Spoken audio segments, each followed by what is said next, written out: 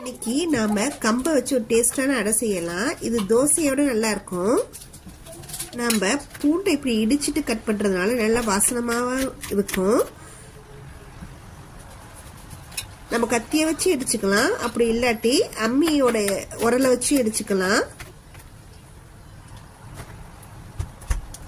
நாம வெங்காயத்தையும் பூண்டையும் நல்லா பொடிசா கட் பண்ணிக்கலாம்.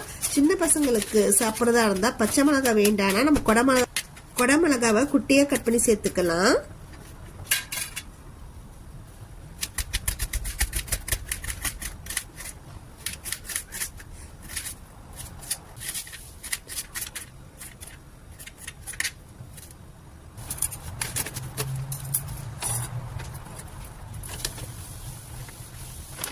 பொதுவாக கம்பு மாவு கொஞ்சம் சப்புன்னு தான் இருக்கும்.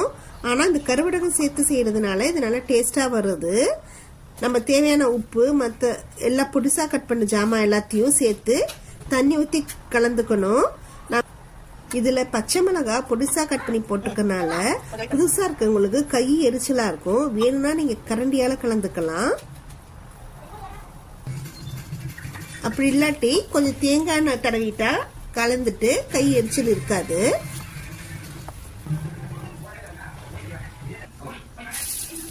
தோசைக்கல்லில் ஒரு 2 ஸ்பூன் அளவுக்கு எண்ணெயை ஊற்றிட்டு நல்லா நம்ம தண்ணி தொட்டு தட்டுறதுனால ஈஸியாக வந்துடும், மெலிசாவே வரும்.